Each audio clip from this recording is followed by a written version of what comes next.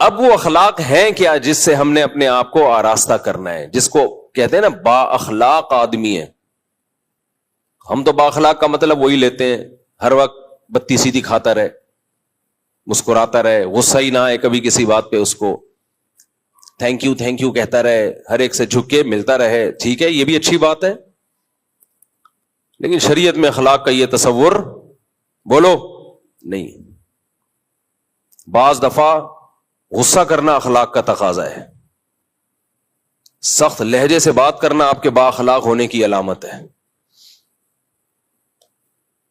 جھک کے نہ ملنا آپ کے با اخلاق ہونے کی علامت. چاپلوسی کرنے والے جھک کے مل رہے ہوتے ہیں. تو اسلام میں اخلاق کا تصور یہ ہے کہ آپ کے دل میں لالچ نہ ہو،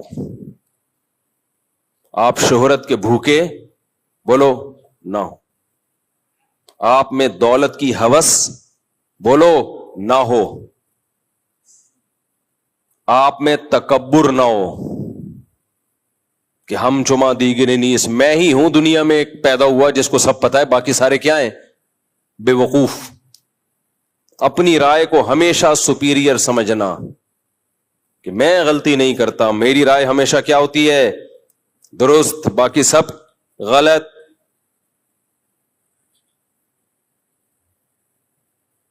ناشکری،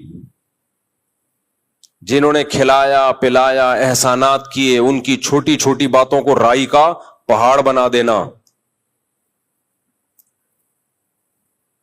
کسی شخصیت کے بڑے ہونے یا چھوٹے ہونے کا لحاظ کیے بغیر ہر ایک سے ایک جیسا معاملہ رکھنا، یہ بھی بد اخلاق کا آدمی کی علامت ہوتی ہے.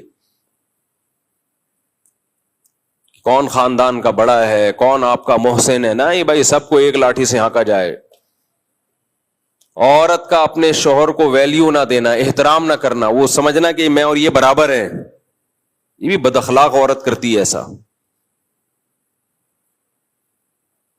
بھائی اگر دونوں ایک جیسے ہوتے تو یہ آپ کو چھوڑ دے، آپ کی کیا حیثیت رہے گی سوسائٹی میں؟ آج ہماری خواتین یہ بات بہت کہتی ہیں کہ جتنی ضرورت مرد کو ہماری ہے ہمیں اتنی ہی ضرورت ہے. نہ آپ کو مرد کی ضرورت زیادہ ہے. اللہ نہ کرے وہ آپ کو چھوڑ دے، منہ کالا کرنے کے لیے اس کے پاس عورتیں بہت ہیں. یہ تو شریعت کا پابند ہے کہ اس نے شریعت نے حلال پر کی باؤنڈری کھینچ دی ہے، ورنہ انگریز تو شادی وادی تھوڑی کرتا ہے، وہ اس کو پتا ہے عذاب جان ہے بھائی بیوی بنانا، نائٹ کلبوں میں روزانہ منہ کالا کرے گا.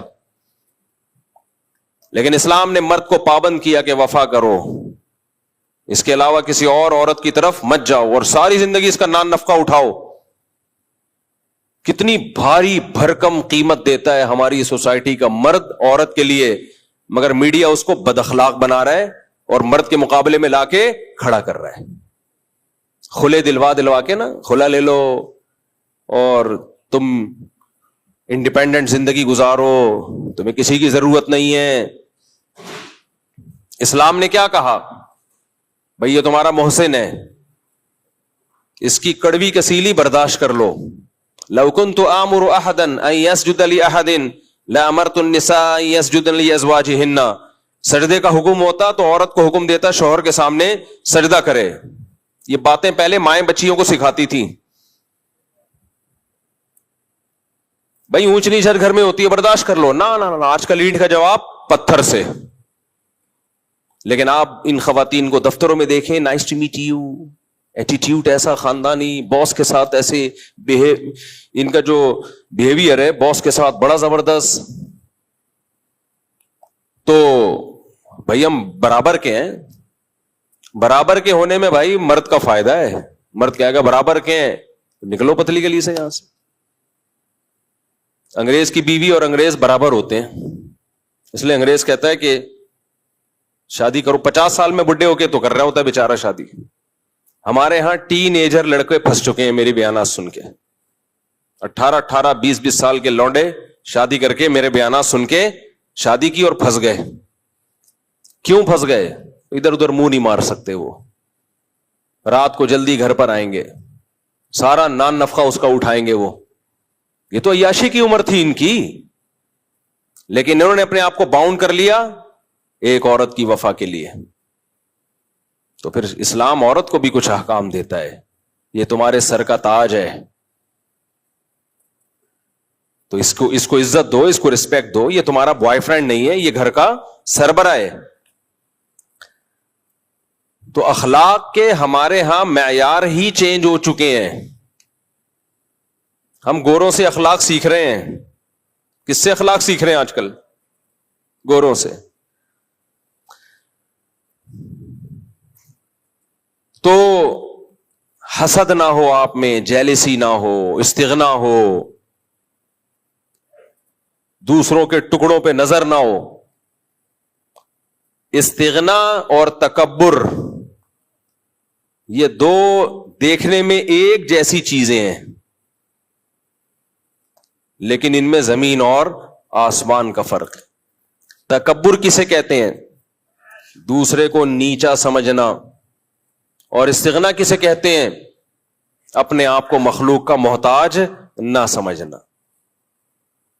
دیکھنے میں دونوں ایک جیسے ہیں. مثال کے طور پر آپ غریب ہیں, مسکین ہیں, کھانے کو روٹی نہیں ہے, آپ کی خودداری یہ کہتی ہے میں کسی کے سامنے ہاتھ نہ پھیلاؤں, میں کسی کے سامنے ہاتھ نہ پھیلاؤں. یہ کیا ہے؟ یہ تکبر ہے یا استغنا ہے؟ بولو نا. یہ استغنا ہے. یہ بری چیز ہے یا اچھی چیز ہے؟ اچھی چیز ہے, یہ پسندیدہ ہے. اس کو خودداری کہتے ہیں, عربی میں استغنا کہتے ہیں.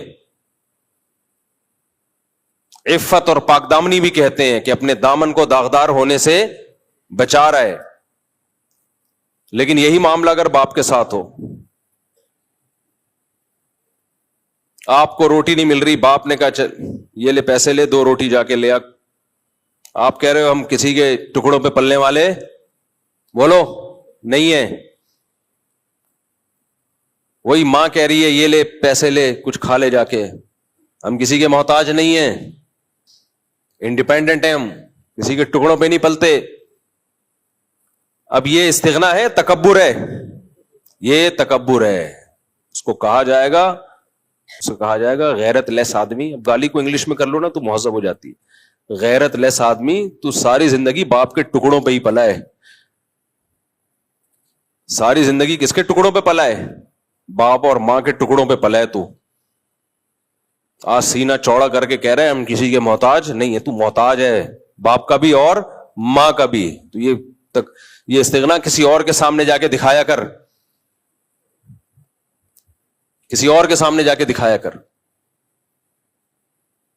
آج ہماری جو ینگ جنریشن ہے اس کو استغنا اور تکبر ان دونوں میں فرق ہی ختم ہوتا چلا جا رہا ہے. بڑوں کے سامنے جھکا جاتا ہے بھائی,